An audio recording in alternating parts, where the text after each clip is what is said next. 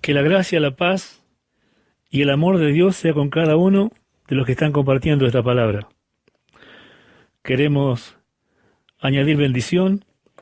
Sabemos que Apocalipsis es un libro muy controversial, que tiene varias escuelas de interpretación y que la mayoría de ellas niega el arrebatamiento. Por lo cual queremos sumar la voz para poder alumbrar a todos aquellos que están esperando hacer la voluntad de Dios. Apocalipsis es un libro que fue revelado en visiones. Una visión es algo que no está sucediendo, pero que tiene un mensaje en los símbolos y en las figuras. Así me lo hizo entender Dios. Y no todo lo que muestra Apocalipsis ocurre en el cielo. Son hechos que se van a consumar en la tierra. Por eso quiero invitar a todos aquellos que son entendidos a leer la palabra, a investigar, porque toda la revelación que Dios quiere dar está en la misma palabra. Yo siempre enseño, dentro de la palabra todo, fuera de la palabra nada. Vamos a hablar en este día de un tema muy profundo, importante, cuyo título es 666 y el mar de cristal. Comienza en el capítulo 15 del libro de Apocalipsis, cuyo título significa Apocalipsis, revelación. Allí dice, y vi como un mar de vidrio, mezclado con fuego, y a los que habían alcanzado la victoria sobre la bestia, sobre su imagen y sobre el número de su nombre, estar de pie con las arpas de Dios, y cantan el cántico de Moisés, siervo de Dios, y del Cordero. Identifica claramente a Israel. ¿En qué tiempo sucederá esto? Porque es muy importante saber en qué tiempo. La Biblia es muy clara, y le vuelvo a decir, toda respuesta que busquemos, siempre tenemos que ir a la palabra y no dar lugar a la imaginación, porque podemos imaginar muchas cosas, pero la revelación está en la palabra. Esto acontecerá después del arrebatamiento de la iglesia. A través de los años que he dado estudios sobre este tema, me han preguntado que por qué hay tanta gente que niegan el arrebatamiento. Y yo entendí de parte de Dios que el arrebatamiento es necesario para separar tiempos. La Biblia dice claramente que después del arrebatamiento quedan 7 años para el fin de todo. Esos 7 años no son más que la semana de Daniel que falta cumplir.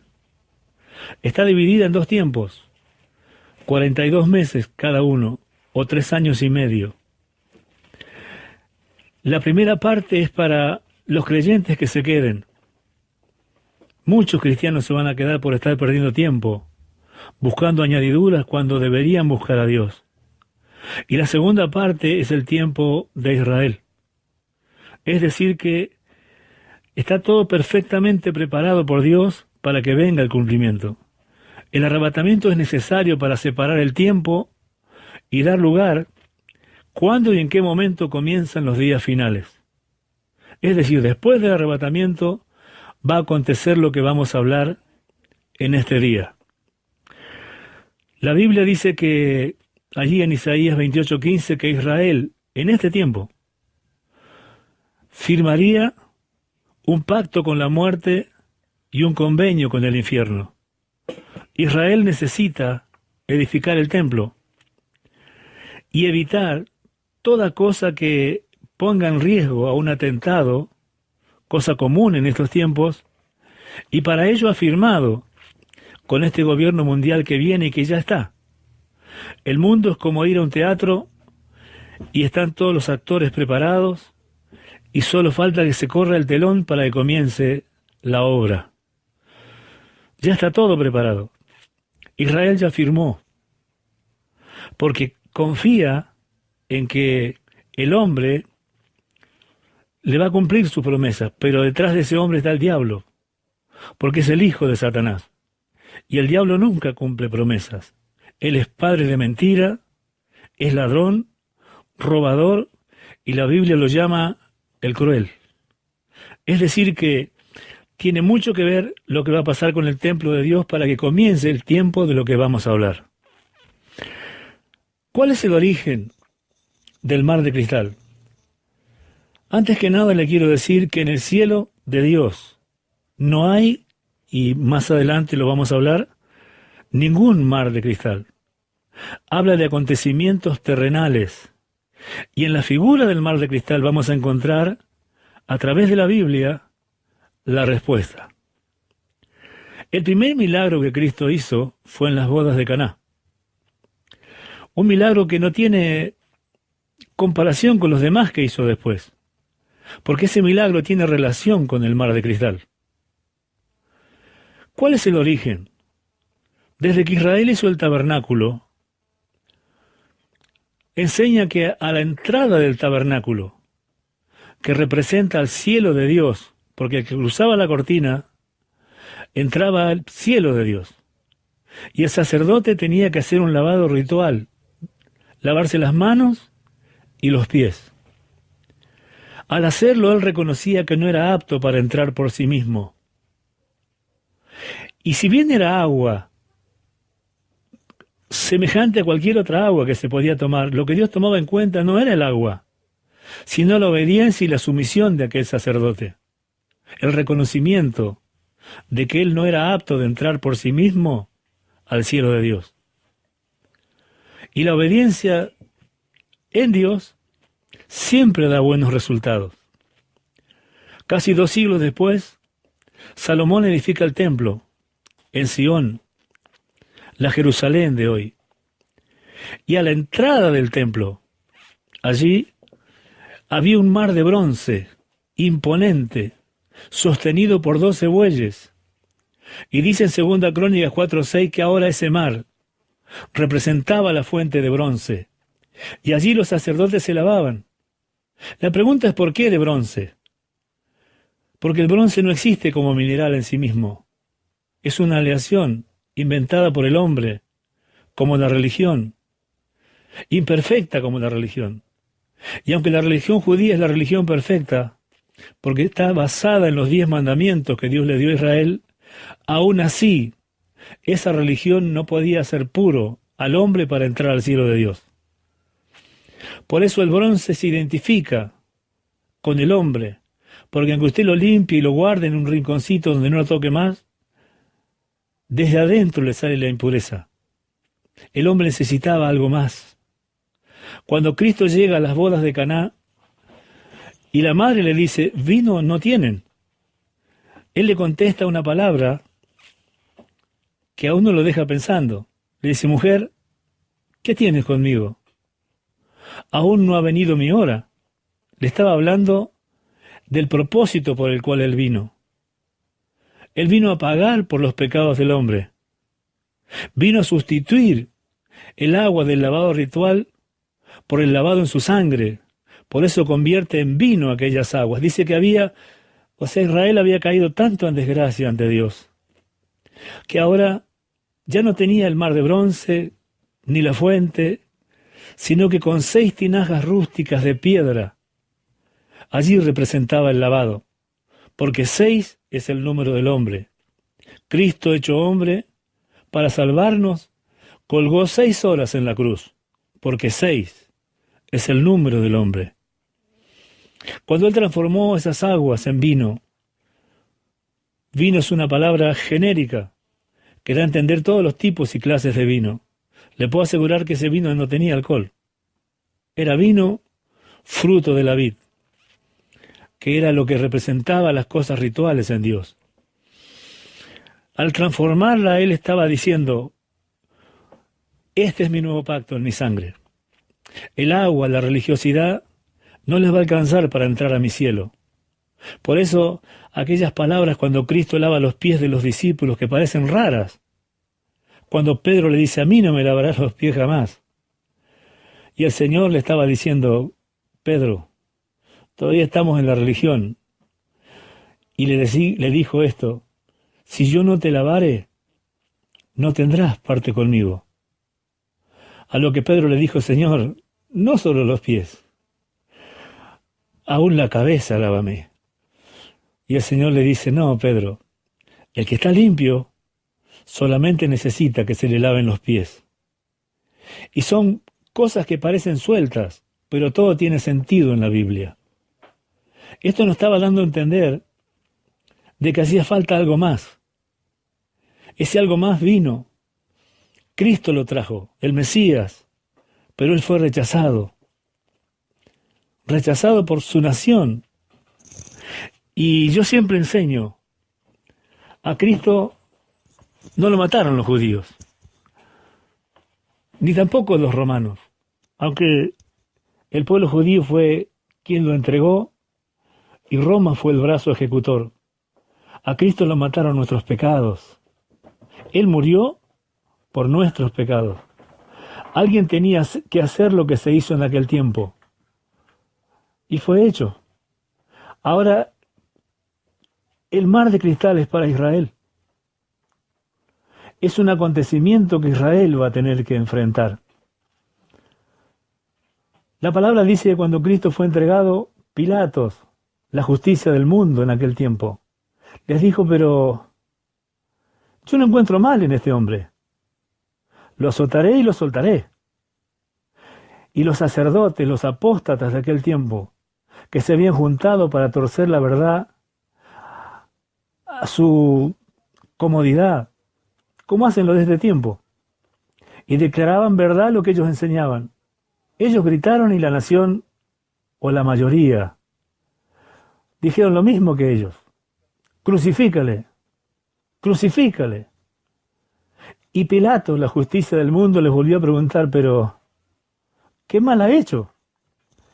Y ellos dijeron una palabra, cuando nosotros hablamos ante Dios, nos vamos a tener que hacer cargo, a no ser que nos arrepientamos. Israel cometió la desgracia de decir, sea su sangre sobre nosotros, sobre nuestros hijos y sobre los hijos de nuestros hijos. Jamás tendría que haber dicho eso. Dios no quiere que Israel pase la experiencia que va a vivir ahora. Probablemente alguien dirá, ¿y qué experiencia va a vivir? Israel pasó por un holocausto. Este mundo ha visto crueldades que ni la imaginación humana puede llegar a entender. Sin embargo, en Mateo 24, del versículo 20 en adelante, Cristo dice, hablándole a Israel, Mateo 24 se divide en tres partes. Del 3 al 14 le habla a la iglesia, donde anuncia en el 14 el fin de la gracia. Del 15 al 28 le habla a Israel. De ahí en adelante le habla al mundo y después a los pastores. Pero cuando le habla a Israel le dice que en los días finales serán días como nunca hubo, ni habrá sobre la tierra.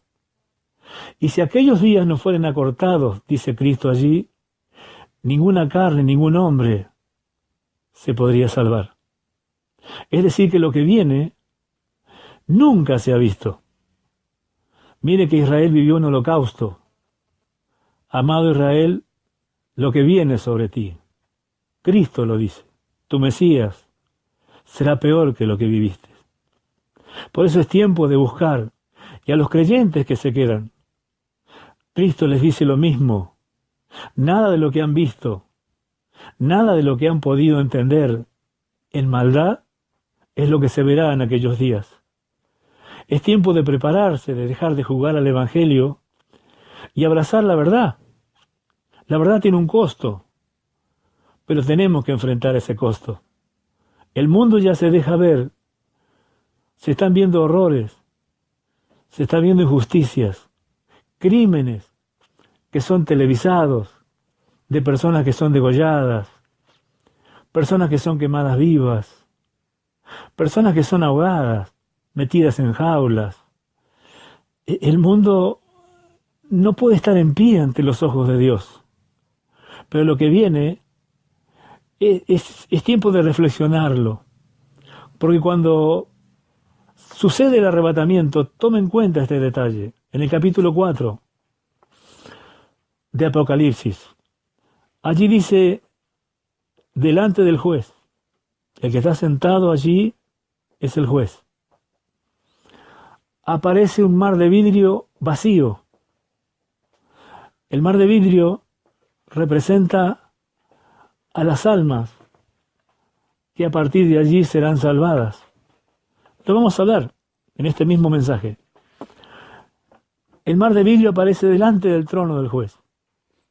El lugar que ocupaba en aquellos días, en sentido espiritual, dice la Biblia, el corderito se sacrificaba delante del trono. Dios estaba en espíritu en su trono, pero el sacrificio acontecía bajo su mirada. En este tiempo, lo que va a acontecer va a ser delante de los ojos de Dios. Por eso, si vi las almas, ya se refiere a derramamientos de sangre. Cuando la palabra leída, y esto le quiero afirmar, en el cielo no existe ningún mar de vidrio. El mar de cristal que aparece allí vacío, aparece en medio de truenos y relámpagos, figura de juicio. Es decir que el mar de vidrio está relacionado con juicios, o el mar de cristal, como dice en el original. Delante de juicios, en medio de juicios. Y cuando aparecen estas personas allí, parados sobre el mar de vidrio que antes estaba vacío y ahora lo están llenando, son mártires. Por eso le puedo decir que el mar de vidrio no está en el cielo, porque en el cielo de Dios la muerte no entra, y estos murieron. En el cielo de Dios no hay llanto ni dolor, y estos vienen de llanto y de dolor. En el cielo de Dios no hay hambre, y dice que murieron de hambre, de sed y quemados por el sol los otros que no están ahí. Es decir que no puede haber en el cielo un mar de vidrio. Y cuando dice mar no se refiere a los océanos que llamamos mares, se refiere a un recipiente para contener líquido. Como anteriormente en el Antiguo Testamento era agua, Cristo transformó el agua en vino tipo del fruto de la vid que representaba su sangre, pero como Israel rechazó el sacrificio de su Mesías, ahora será su sangre la que irá al mar de cristal. ¿Por qué cristal? Porque el cristal requiere de un calor intenso para ser purificado hasta de la última escoria y quedara transparente, de la manera en que las almas que estén paradas sobre el mar de cristal estarán sus almas, porque tenían todo, pero le faltaba el sacrificio perfecto, el de su Mesías. Dice la Biblia en Hebreos que Cristo, con una sola ofrenda, hizo perfectos para siempre a los santificados. ¿Qué es lo que viene ahora? Ante nuestros ojos está el cumplimiento. Los países más grandes. Se sabe de Estados Unidos, porque personas tuvieron el coraje de ir, filmar. Están preparados los campos de concentración para ser llenados por personas que van a ser martirizadas. En Estados Unidos hay estos lugares donde mostraban ahí en un video preparados para entrar trenes, como en los tiempos del Holocausto. Allí entraban llenos de personas aquellos trenes y salían vacíos. Centros así de concentración para llenarlo de personas que van a ser martirizados hasta morir. Allí serán puestos a prueba. O niegan a Cristo o mueren. El que niega a Cristo se va perdido. Y el que no, morirá por su fe. Por eso en este tiempo, aunque la realidad ya se ve, porque la Biblia dice entenderán los entendidos. ¿Qué queremos decir? Redundando en pocas palabras, porque ese es un estudio de más de una hora, transformado a 25 minutos. Es tiempo de buscar a Dios. La Biblia dice, buscad a Dios mientras puedas hallarlo y llámalo hoy en tanto que Él está cerca. Mientras estamos en el día llamado hoy, es tiempo de buscar a Dios. ¿Qué es lo que Dios nos pide? Que aceptemos a Cristo y sigamos su palabra. No nos pide mucho. No vamos a ser perfectos cuando Cristo venga, pero lo importante es estar esperándolo. El arrebatamiento es real. A mí me han preguntado más de una vez, ¿y cómo si hay tantos que dicen lo contrario? Que esto hasta un niño lo puede entender. Si cuando Cristo viene en la segunda venida para Israel, viene con la iglesia, es porque se los llevó antes. Si no, ¿cómo van a venir si no los llevó? Razónelo. Y no se deje guiar por cualquier imaginación humana. Vaya a la palabra. La Escritura dice que habrá un arrebatamiento. Acepte a Cristo. Llámelo que venga a su corazón. Siga su palabra. Y aléjese de todos los que comercian con la verdad de Dios. Habrá alguien, aunque no son muchos, que están esperando. Dios le va a proveer. Pídale. Yo ruego a Dios que le dé entendimiento y usted encuentre dónde ir. Que la gracia, la paz y el amor de Dios sea con todos los que están compartiendo esta palabra. No es un ánimo contra nadie, sino es proclamar la verdad de Dios. Vamos a seguir hablando de estos temas con la ayuda de Dios. Cuento con su oración y humildemente entrego esta palabra. Yo soy Juan, una voz, buscando un rebaño que está perdido. Gracia y paz de Dios. Es un tema difícil.